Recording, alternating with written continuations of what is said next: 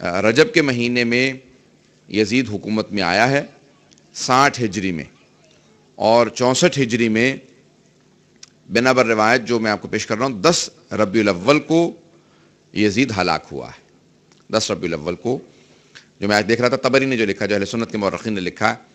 اور 64 ہجری میں، یعنی 3 سال اور 8 مہینے اس کی حکومت رہی ہے۔ تو عزیزان گرامی 3 سال 8 مہینے حکومت رہی ہے، اور ان 3 سالوں کے اندر کہتے ہیں کہ 3 سال میں اس نے 3 ایسے گناہان کبیرہ، ویسے تو اس کی پوری زندگی گناہان کبیرہ سے بھری ہوئی ہے، لیکن 3 ایسے گناہ کیے ہیں کہ جس کی جہنم کے لیے کافی تھے، جس کے بعد پھر توبہ کے دروازے بند ہو جاتے ہیں۔ بعض ایسے گناہ ہیں جس کے بعد پھر توبہ قبول نہیں ہوتی ہے، تفصیل میں نہیں جاؤں گا اب۔ تو پہلے 61 ہجری کے اندر واقع کربلا اس کے ہاتھوں ہوا، 62 ہجری کے اندر واقع ہرہ، اور 63 ہجری کے اندر جو خانہ کعبہ پہ حملہ کیا، منجنیق سے باقاعدہ خانہ کعبہ کے غلاف تک کو آگ لگا دی گئی اس کے یزید کے ہاتھوں۔ اب 64 ہجری کے اندر جب اطباء کو بلایا گیا، طبیبوں کو بلایا گیا، جو اس زمانے کے ڈاکٹرز ان کو بلایا گیا، کہا یزید کو سکون نہیں ملتا ہے، کہا کہ اس کو ایک ایسا مرض لاحق ہو گیا ہے کہ اس کا کوئی علاج نہیں ہے، اور اس کا مرض معلوم ہی نہیں ہے کہ اس کو مرض ہے کیا، اس کی بیماری ہے کیا۔ عزیزان گرامی، وہ سب سے بڑی جو اس کی بیماری تھی کہ اس نے سید الشہداء کے قتل میں حصہ لیا تھا، بس وہی اس کا حکم صادر کر دینا اسے بیمار کر دینے کے لیے کافی تھا، کہ ذہنی مریض بھی تھا، روحانی مریض بھی تھا، جسمانی مریض بھی تھا۔ اب اس کی رواں جو ہے بالکل اس کی جو نفسیاتی کیفیت تھی، تو اس کو اطباء نے، اس زمانے کے طبیبوں نے کہا کہ تم شکار پہ جایا کرو، سیر و تفریح میں زیادہ سے زیادہ وقت گزارو، اس سے تمہیں سکون ملے گا۔ تو اب 64 ہجری کے اندر یہی ربیع الاول کا مہینہ تھا، اس نے باقاعدہ 10,000 کا لشکر بنایا کہ میرے ساتھ شکار کھیلنے چلو۔ اور ایک مرتبہ 64 ہجری میں جب یہ یزید ملعون گیا شکار کے لیے، تو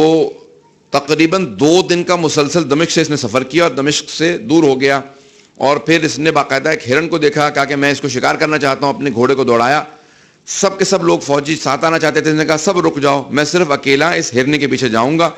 اور تیزی سے ایک وادی میں، یہاں تک کہ ایک بہت ہی بھیانک قسم کی وادی میں داخل ہو گیا۔ یہ روایات میں مختلف دیکھ کے آئے ہوں آج۔ تو ایک مرتبہ جب وارد ہوا تو اس نے دیکھا کہ قریب تھا کہ ہرنی کو یہ شکار کر لیتا، اچانک دیکھا کہ ہرنی اس کی آنکھوں سے اوجھل ہو گئی، اور یہ چاروں طرف سے دیکھنے لگا کہ بے انتہا خوف و ہراس کے اندر مبتلا ہوا، اور اس وقت سوچ رہا تھا کہ کیا ہوگا، یہ کیا کیفیت ہے، بے انتہا اس کو پیاس محسوس ہوئی۔ اچانک دیکھا کہ ایک سامنے سے آدمی آ رہا جس کے ہاتھ کے اندر ایک مشکیزہ ہے جس میں پانی ہے، کہا کہ مجھے تھوڑا سا پانی پلا دے۔ تو اس نے فوراً آواز دی، کہا کہ دیکھ تو نے حسین ابن علی کو پیاسا شہید کیا تھا، اب تو ہم سے پانی کی توقع رکھتا ہے؟ کہا پھر تم کیا کرو گے؟ کہ اچانک ایک مرتبہ ایک عقاب نے اس پہ حملہ کیا، ایک پرندے نے، یا عقاب مانند ایک پرندہ تھا، اور اس نے باقاعدہ یزید کو پورا نگل لیا۔ اس کا گھوڑا اس خوف سے بھاگا تو اس کے اوپر ران، ایک ٹانگ جو ہے وہ ٹوٹ کے رہ گئی، اور باقاعدہ اس کے گھوڑے کے دوڑنے کی وجہ سے، اور باقی یزید کو اس پرندے نے نگل لیا۔ معصوم سے پوچھا کہ یہ سب لوگوں نے جو بتایا کہ جب اس کا گھوڑا واپس آیا خوف سے بھاگتا ہوا تو اس پہ اس کی ٹانگ باقی تھی، تو پھر اس وقت امام علیہ السلام نے پورا واقعہ سنایا۔ کہا کہ اللہ سبحانہ و تعالیٰ نے 2 فرشتوں کو بھیجا تھا، ایک جو انسانی شکل میں آیا تھا جس نے پانی دکھایا تھا، اور دوسرے کو عقاب کی شکل میں بھیجا جس نے اس کو